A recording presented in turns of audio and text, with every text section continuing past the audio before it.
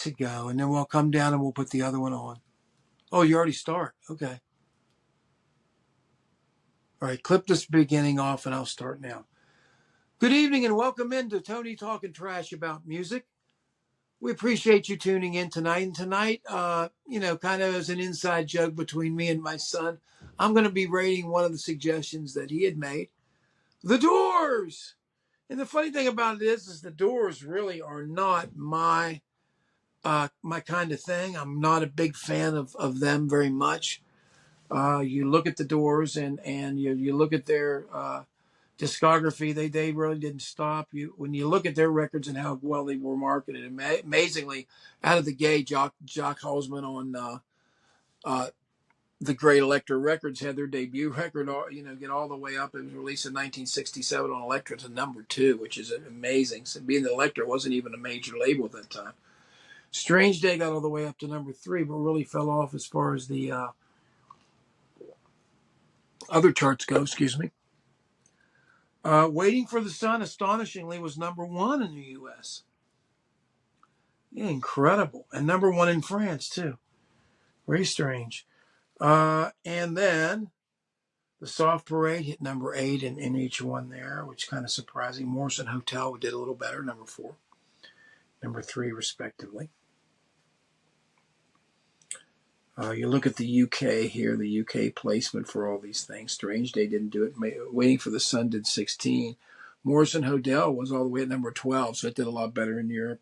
And then LA Woman, of course, only hit #9 in the US. #4 in France, #28 in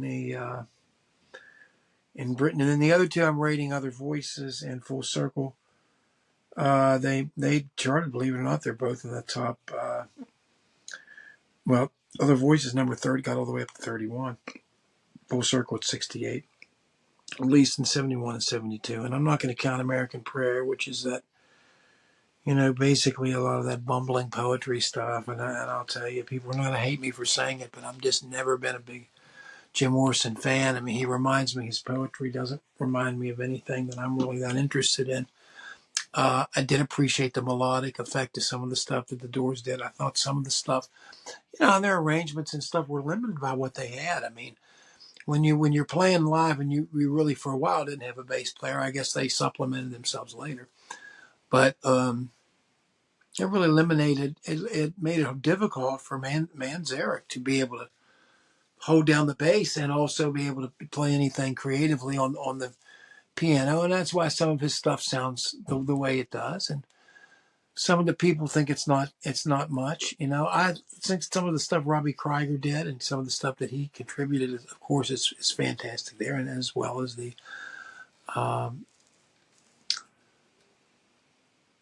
as well as the melodies and such of Jim. I'm not putting that down, but I'm saying as far as fans go, you're looking at who's a big Doors fan. And the joke between Joe and I is I'm not really that big of a Doors fan, even though I look down and voila, I have every one of the records now.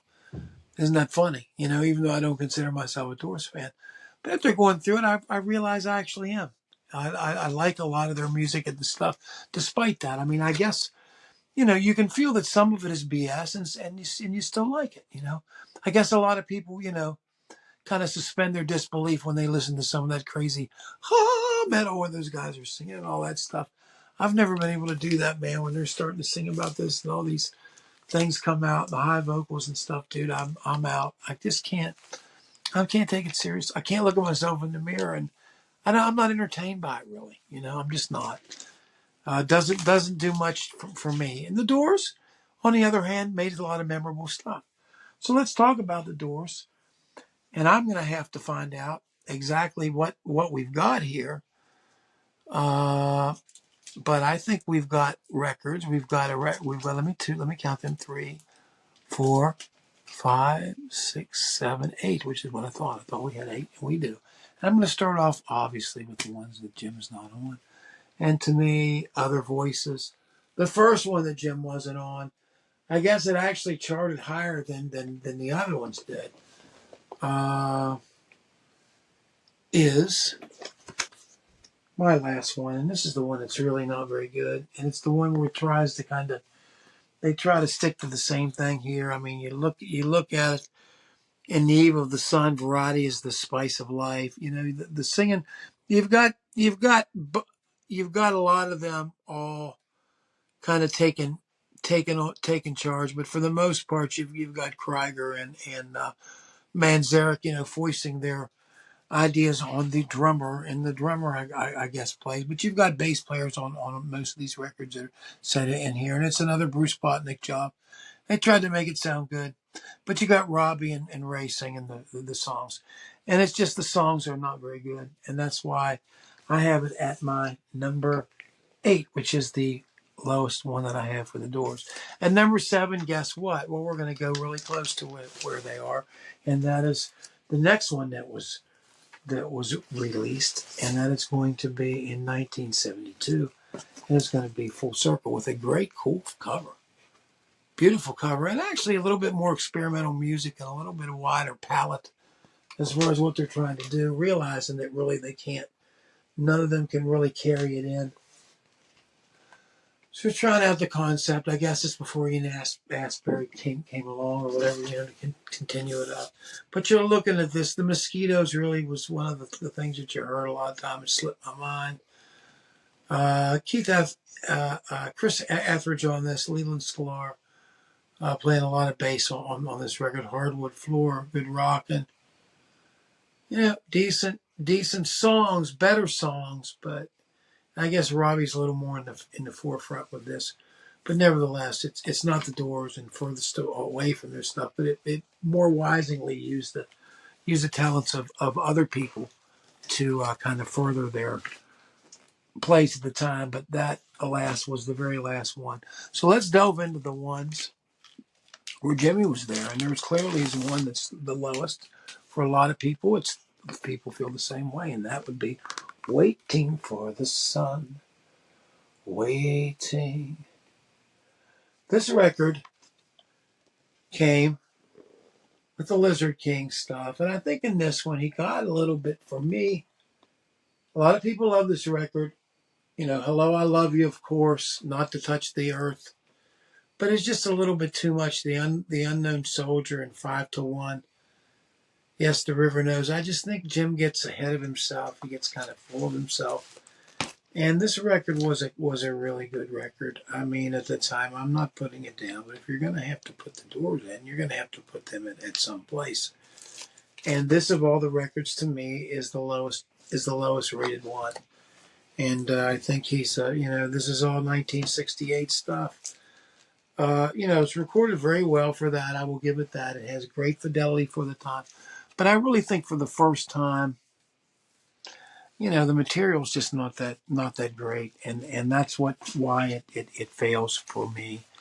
Let's talk to the next one. We're going to talk here. We had 8 and 7, and now we had 6, and now we're down to the last record they ever made. L.A. Woman, Love Her Madly. L.A. Woman used to be my uncle who I lost. So one of his songs. One of the songs I always laughed at this is "What Are They Doing in the Hyacinth House?" Sings it for that. And the Wasp, man, is the biggest load of BS. That dun, he just starts rapping off that shit about Negroes in the mountains or whatever. I mean, my God, come on, man. I mean, but it's, people bought the stuff. L'America's just a little bit there. Riders on the Storm's a really nice song. LA Woman, the way it's set up is nice. There's some good songs with this. Jerry Sheff is on this, So they have normal bass. This is not the one I have with the slide. I picked the wrong one. I do have one with the original cover, obviously. Probably had to try to pull this one out, didn't I? Anyway, that is the one that is going to be number 5, and we are now down to the final 4. And you know what the final 4 is going to be? The next one's going to be, yes, it's a Soft Parade. I was tempted to be it higher. If it would have been a year or two ago, it might have been higher. There was a period of time I loved this record because it seems like Robbie Krieger's influence on it, and the sound of it sounded like, I don't know, almost like Flower Child mixed with a soft, there was a softness to it, like the orchestration of Wishful, sinful, which I love that. Touch Me and stuff. Running Blue, the song that the Krieger sings with this stuff. This is interesting. I have one of the first. If you look at this, what do you think about this? Uh-huh. Wishful, Sinful, Soft Parade. A lot of people don't have this. Well, I do. Tell all the people. This is the inside sleeve for this. Tell all the people. It was super orchestrated. People didn't like that. You know, that was a completely different thing. This is a lot of people's lowest rated blues record.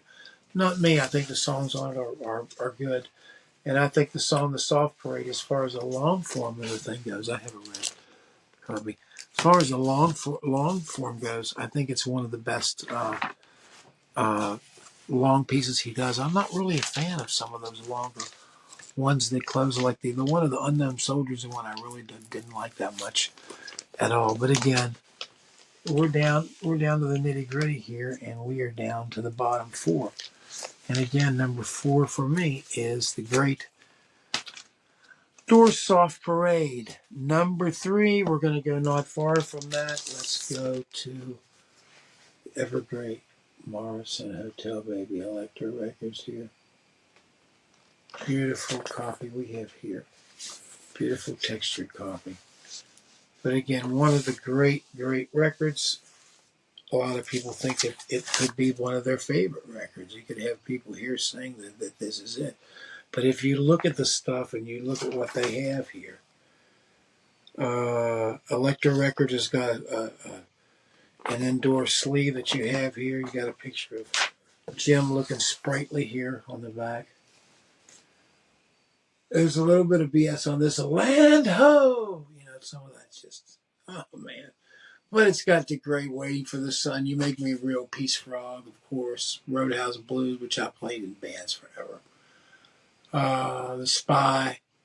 Indian Summer's kind of nice. Maggie McGill. I like. A lot of people don't. A lot of people make fun of that. I saw one guy doing a buck dance to that one time. Queen of the Highways is good, but actually, yeah, this is a really good record. I like it a lot more. I don't know what year that we're at this point. I can't really read really closely, but I can only say that I know where this lands. So I'm assuming it's about 1970. If Joe correct me and put it up here if I'm wrong. It could be as late maybe as 1972. Nevertheless. Morrison Hotel is my number 3. Now we're going to go to my number 2, and it's actually the second, record number 2. This record here was another weird one, but a beautifully sounded gem here with some of the strangest, best. Your Lost Little Girl, Love Me 2 Times. Moonlight Drive, which is just gorgeous. It sounds like the world's falling apart. It actually feels like a Moonlight Drive. The production on this is so vivid and so good. It's what makes it a masterpiece. It's no surprise that this is one of the records that they, constantly do on Mobile Fidelity and other high art labels here. When the Music's Over too is a nice song. It's a little bit, again, it's a long song at the end. People are strange. My eyes have seen you. Can't see your face. This is album number 2. This is their second record, and I think it is the second best record too. It's really hard to argue with these songs, and of course I got a red label one here, and they're just really one of these bands where the iconic stuff that came. And I think the one thing came through here. It shouldn't have. Let me check that out. But the why is that Doors? I don't know why that's things like that. Hold on. Let me get this up here 1 second. Oh, there it is. It's because I put it there. All right. Okay, so number 2 is going to be Strange Days. Strange Days, great record, great expressionist record. They really branched out wide. And if you think about the way that they sounded live, it's certainly they were creating really music that a lot of it with the effects and the overdubs and things, they really couldn't play faithfully live, but they could play it. They could play it pretty well there. And you're looking at when you're looking at these records here. Hold on 1 second. We'll look at the time here. But you're looking at 67 for both the Strange Days at the end of 67 and You're looking at Waiting for the Sun, of course, was 68, Soft Parade 69, Morrison Hotel 1970. Soft Parade 69. So that's what we're saying, pretty much in that order. So that leaves number one, and you hate to do this, but unfortunately, it's pretty much indisputable. They never got better than their initial debut, and no wonder it was such a well-selling record. So many great songs, so many great things. And for 1966, what a breakthrough. Break On Through to the Other Side, Soul Kitchen, The Crystal Ship, Alabama Song, the Whiskey Song, which is, I know a lot of people have done that. You've heard Bowie do it. You've heard other people do it. My God, this was kind of special. Light My Fire, it's hard to really judge that at this point. To me, it's kind of a negative, but it's on there. Backdoor Man, The End of the Night, Take As It Comes, and The End. The End, of course, is a little bit much, but it's a little bit long. But nevertheless, the sound quality, the clarity of the vision, production, Paul Rothchild, Jock Holzman, of course, Bruce Botnick. I mean, they had the whole team, and this is the team coming out, and they've laid it all behind this band here, the Doors. And it took them right to paradise, man. And unfortunately, it would have been a lot for anybody to handle. But you must say, for a short period of time, they certainly made their imprint on music known. And it's funny how all bands operated differently. You had a band like Hendrix, who virtuosity was a big thing. Never really so much with the Doors, even though their guys could play. They were competent. But it was more of, I guess, of a blues based a lot of times, and a lot of times different things.